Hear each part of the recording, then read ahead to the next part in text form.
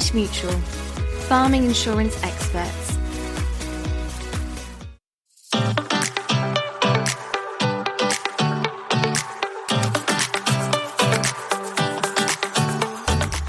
Hello and welcome to another episode of Farming Focus, the podcast for Southwest farmers brought to you by Cornish Mutual. I'm your host, Peter Green, and today we're asking whether regenerative farming is here to stay, and if so, where does it go from here? Before we meet today's guests, though, I'd like to ask you to send us any feedback you have about the podcast. It might be questions or suggestions for the show. Just send us an email to podcast@cornishmutual.co.uk to be part of the conversation. In this episode, we'll explore the challenges and opportunities of putting regenerative farming into practice and the potential benefits for both the land and the bottom line. From changing mindsets to shifting markets, we'll look at what's driving the movement and ask what might hold it back. To discuss this topic, I'm joined by Tim Williams, a freelance land management advisor who for many years managed farming operations on an estate in Cornwall before moving to Lower Heward Farm in Dorset. And also Louise Penn, who is a farm consultant and associate with Ceres Rural, focusing on regenerative agriculture as well as being a qualified agronomist. Tim, welcome to the show. We'll come to you first. Can you tell us more about your work and give us your definition of regenerative agriculture, please? Sure. So I've transitioned away from more full-time farming, large-scale farming, to now working more with farm advisory work, so doing a lot of consultancy and mentoring and working directly with farmers and growers around the country.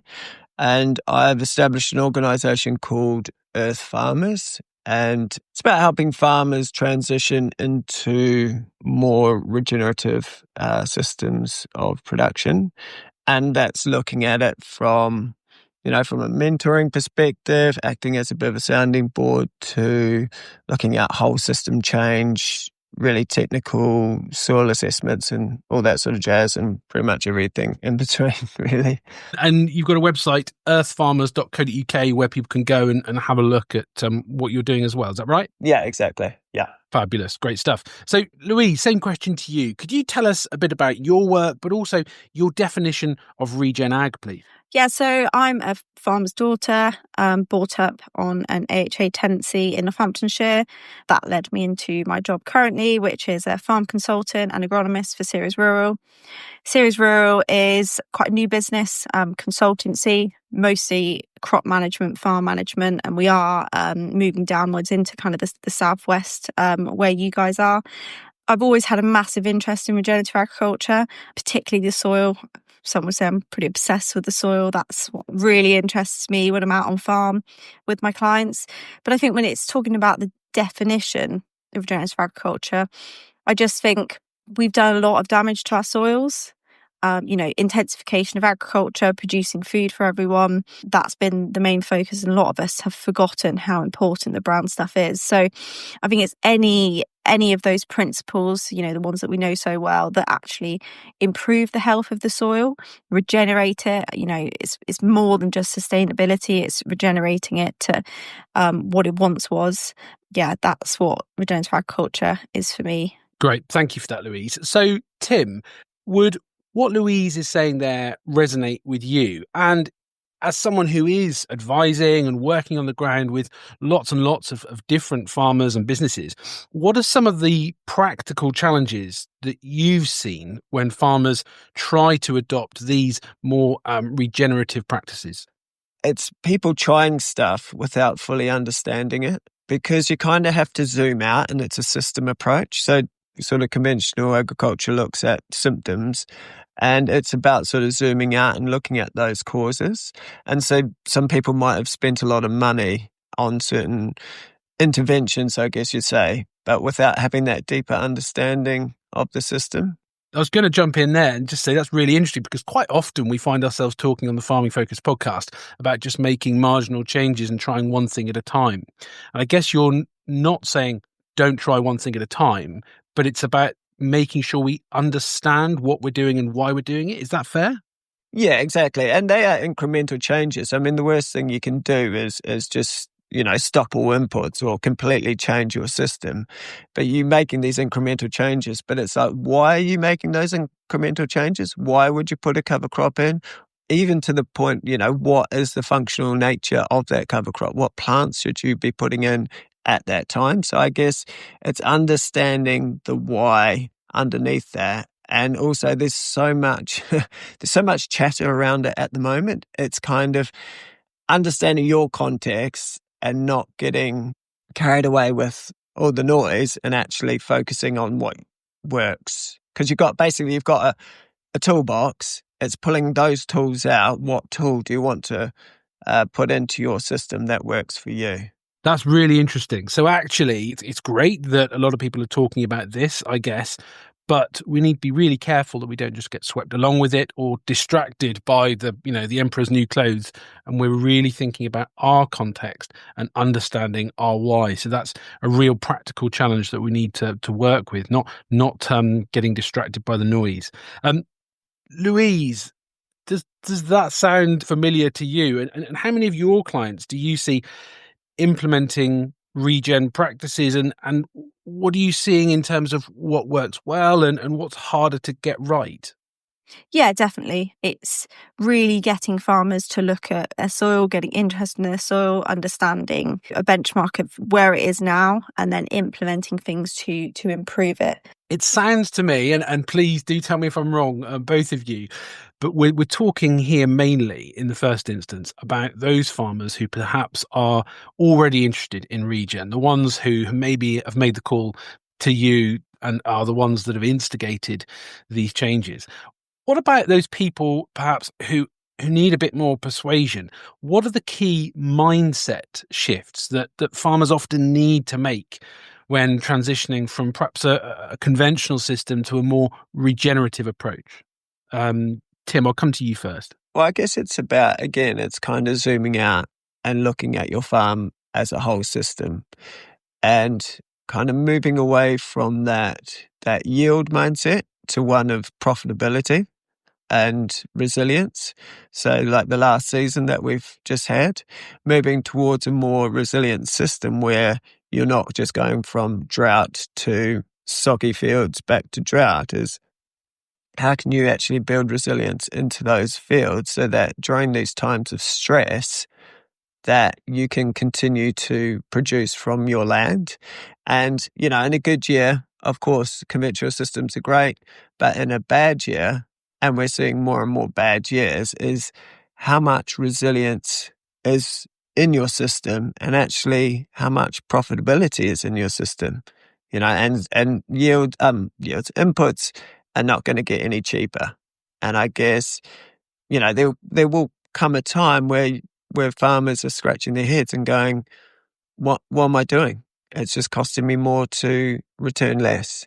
And I think people are already getting there, actually, Tim. That's my sense on it. And I guess that's why you guys are both doing the work in the field that you are, no pun intended, and that there is the demand for it, because people are starting to say, well, this system isn't working every year. So it sounds to me from your answer, Tim, like you're saying this is a way of managing our risk. And this is something which I'm really interested in at the moment. It feels to me like wherever I go, farmers are the ones who are taking the risk in the food chain. We're the ones who tend to be having to deal with all that risk. The consumer, the retailer, the processor tends to just be able to buy from us when they want at the price they want. But actually, we're the ones who have to deal with risk. And this is a way of managing that risk. Louise, is that fair? And would you agree with that piece around mindset? Yeah, I mean, I completely echo what Tim said. We need resilient businesses.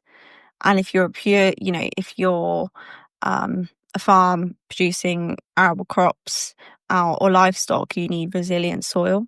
And the principles of regenerative agriculture is all about making, improving the health of your soil, which in turn improves the resilience of your soil, which improves the resilience of your business.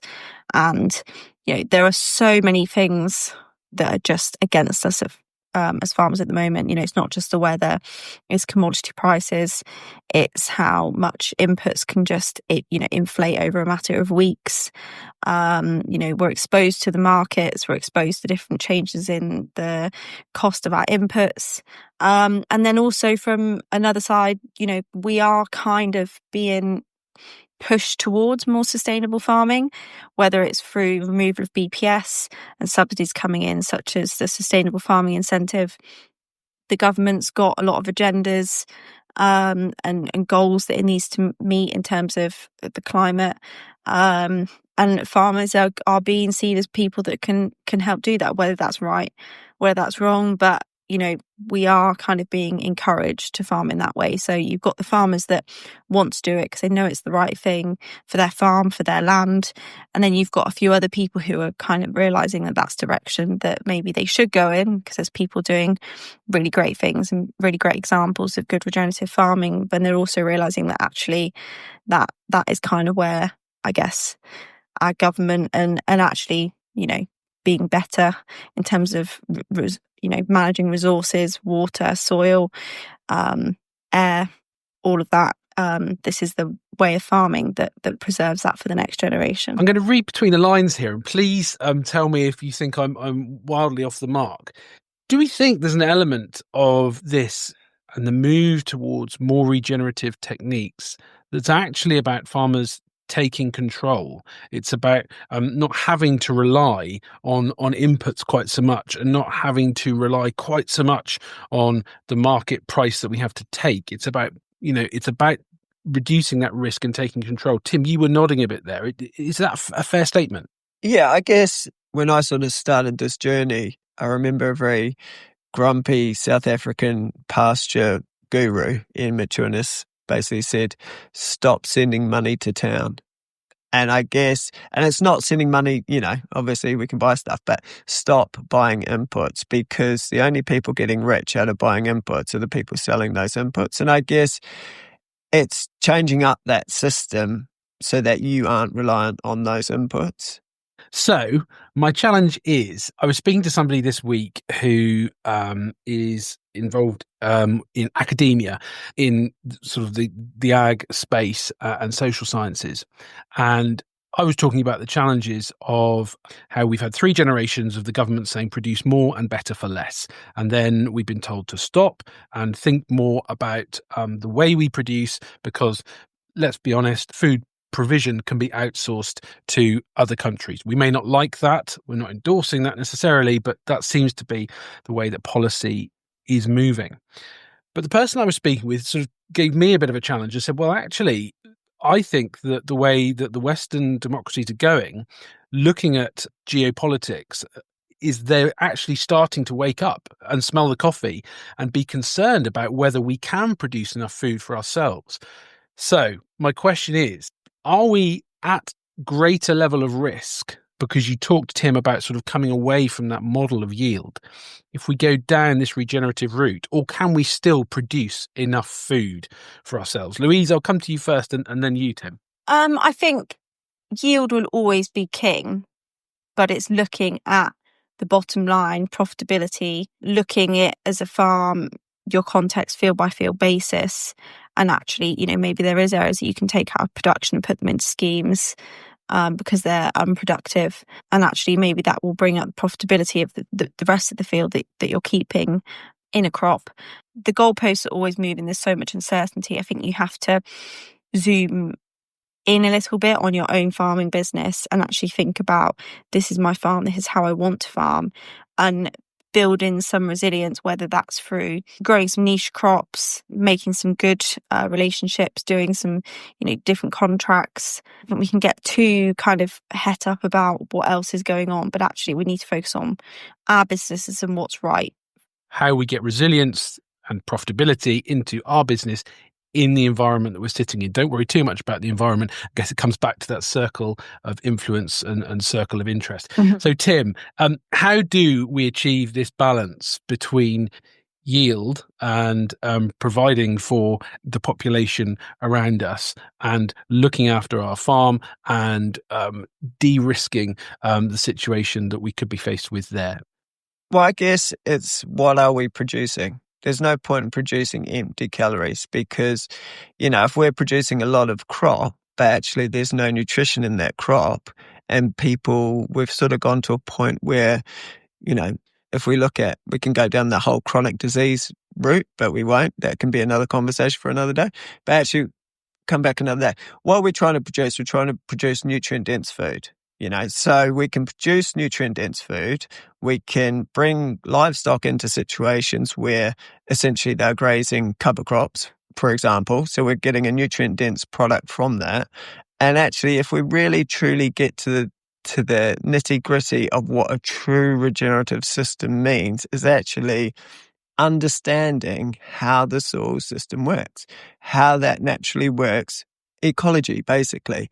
And once we crack that, and with the information that we have and the measurements that we have and the technology and science that's now starting to catch up with that, is actually we can use that knowledge to create very resilient, healthy systems that don't require a lot of inputs and actually are producing a really healthy product in a environmentally friendly, healthy, ecologically sound fashion. And I think we're only really starting to scratch the surface of that, because once you start to delve into true soil science, like really new age soil science, and apply that to our farming systems, that's when all these things come together. So there's some really fascinating points there. I guess one of the things that comes to mind is, does this model need greater uptake, significant uptake if it's going to work on a national or even global scale?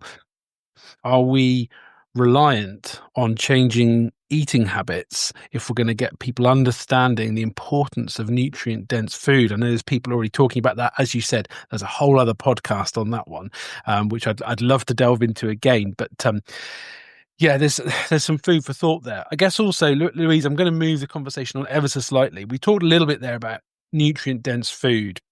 And I guess that there is a danger that regen becomes a buzzword which is used for marketing more than it is for meaningful change. In series 1, episode 8, we spoke with Sophie Gregory and Mark Brooking. That was a great episode, so do go back and listen to that one about the use of regen as a marketing tool.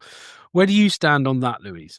I mean, I remember reading a report about how widespread the word regen is across so many businesses.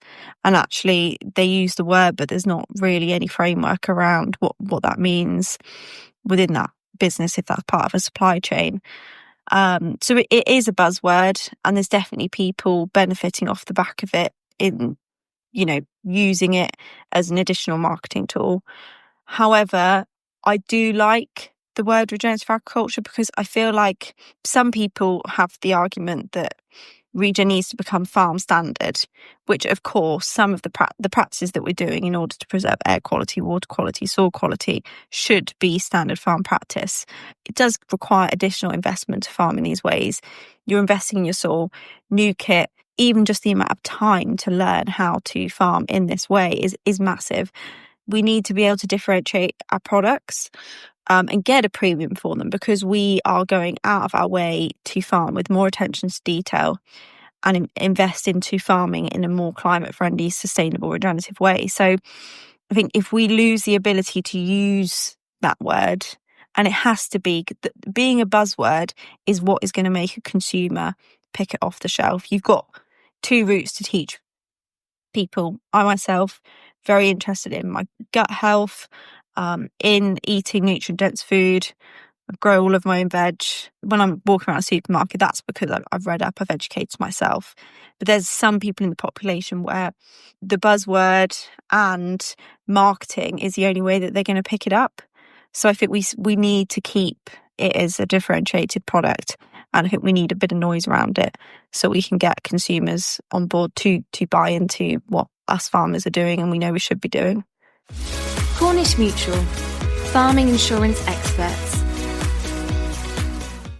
Okay, so we talked about some of the challenges, some of the things which make regen ag difficult, different, but also why it's important. We haven't talked in great depth about the ways that we enter into regen, but you've both talked about some of them, and that's been really helpful. The big question, though, and what we really wanted to get to today was, is regen ag here to stay? So, Tim, I'll come to you first, please. Yes, it is.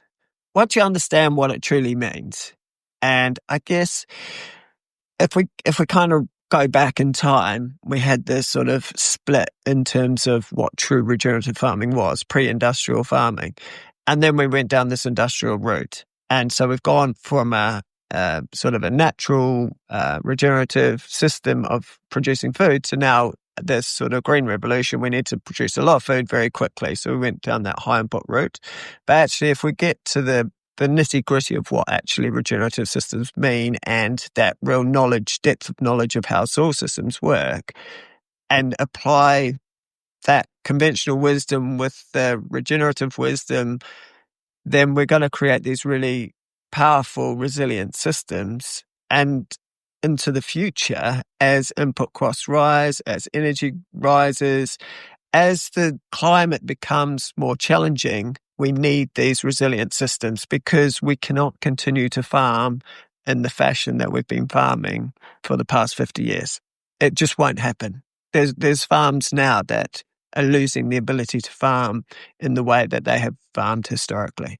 So it's not, it's more a matter of when rather than if, I would say. It's not a question of can regen stay the course. It's a case of it has to stay the course. It totally has to, but I think the challenge is bringing people on board because, again, yes, it is a buzzword and it's a marketer's dream. And, there's a lot of money to be had because it answers all these questions that everyone wants to achieve. But actually, it's the farmers that are the champions of this movement. So alienating them and saying, you're a conventional farmer, you're doing bad things, as not the way forward, but bringing them on and saying, okay, and I guess that's the power of the regenerative system is that those shifts can be incremental. You don't have to be a regenerative farmer, but you can implement more regenerative approaches to management. And I guess that sort of movement towards that sort of system will bring people on. And I think that's where we need to be. So we don't need to pay a subscription to a club, get a membership, have a badge, wear a cap. You can just make these changes. That's what you're saying. Totally. Exactly. Louise, your thoughts on that? Regen, it has to be here to stay. Is that right? Yeah, definitely. I think regen is just good farming. It's good agricultural practice. We need to look after our resources, our soil, our water, our air. All farmers I work with, whether they are conventional or whether they are, really, really regen farmers, they're all implementing the principles to some degree. And I think that as time goes on, we will see more of that as people's knowledge develops. I think there'll always be, part of what we need to produce. There'll always be a need for cheap food to be accessible to the population. But I think that we'll see more people wanting really nutrient dense, healthy food. And I think we will see regenerative farmers grow. And there will be some farmers that do farm very conventionally and don't look after their soils, but they will not be in business in 5 to 10 years' time. There's just so many things stacked against farming at the moment. Farmers with good agricultural practice, good attention to detail, who care about their farms and passing it to the next generation, they're the ones that are, implementing these principles, and they will be ones to stay. So yes, definitely, regenerative farming is here to stay. So we've had a look into the future from you there, Louise. There's a big shout about some conventional farmers not being here in 5 to 10 years, which I'm sure some of our community would like to discuss further. And please do get in touch by emailing us about that one. But Tim, what's your look into the future? If you gaze into the crystal ball, what does regen agriculture look like across the Southwest in 5 or 10 years? I guess it's kind of, again, it's that transitional stage, isn't it? So it's people taking these incremental shifts, trialing stuff. I guess once you start to trial stuff, and this is what Louise was saying earlier, by setting aside, it doesn't have to be a lot, is just, let's just try it. Try different approaches, try different practices, move to failure nitrogen rather than prilled nitrogen, something as simple as that, and see what that outcome achieves for yourself. Like if you're like me, I learn by doing. So a lot of farmers out there learn by doing, and you could shout at them till you're blue in the face, but until they actually try it and see the results for themselves. So, if you're a farmer and you want to scratch that itch, I would suggest just go and try something, read up on it, get good, solid technical knowledge behind you, because the worst thing you can do is get it wrong and spend loads of money. So get a lot of advice and a lot of knowledge behind you, and just try those incremental shifts. And then once you I guess it's that thing, once you know better, you do better. And you're always going to, and then you're starting to see that incremental knowledge gain, incremental shifts in your skill development. And then over time, that is that true essence of a regenerative system, is because over time you're basically working your way out. The way I kind of look at it and the way I talk about it is it's a move away from an overdraft into a savings account. What a great thought to end on. So there's so much there. It's about knowing better so that we can do better. It's about trying things and doing things so that we learn. I think also one thing that I'd add is making sure that we get to field days and farm walks where these sorts of practices are taking place. You're both nodding there. That's something which is always really important. Great for mental health, great for understanding what other people are doing and what can work in a context similar to ours as well. Cornish Mutual, farming insurance experts. Wow, what a great conversation we've had today. So this week's showstoppers, there's a few of them that come to mind, and it feels to me like there's a bit of a sequence that forms when it comes to an approach towards regen agriculture. I think we've answered the question that yes, regen is here to stay. In fact, we feel it's probably an imperative. The first thing that we need to do, though, when thinking about this change and becoming more regenerative in our practices, is to look at our context. That's the context for ourselves, where we want to get to, as well as where we want to get our farming business to. And then it's about looking at our specific objectives. What is it exactly that we want to achieve? And we want to understand at that point where we're going to go with both the people inside the business that really matter. That might be the next generation, that might be the generation before us, as well as those people outside of the business that support us. It might be agronomists, consultants, maybe even your accountant or your solicitor. And then we need to plan. This is where we flesh out the skeleton. And we talked earlier with Tim and Louise about incremental changes, about learning by doing, about knowing better to do better. I really liked that phrase from Tim. And all of this together means that we have a more resilient system, not just a more resilient farm, not just more resilient cows or sheep or crops, but it's a whole system that's more resilient. And hopefully this gives us a better balance for the business, but also for us, the farmer. Cornish Mutual, farming insurance experts. Thank you so much to my guests today, to Louise Penn and Tim Williams, for talking about all things regen ag. We've decided, it seems, that it's definitely here to stay, and we look forward to seeing how it pans out. Join us next week for a bonus episode when we'll be looking at whether regen ag makes business sense. Check out the show notes for more information on today's episode, including the link to our podcast disclaimer. You've been listening to Farming Focus, brought to you by Cornish Mutual. I've been Peter Green, and until next time, it's goodbye from me and everyone in the Cornish Mutual podcast team. Cornish Mutual, farming insurance experts.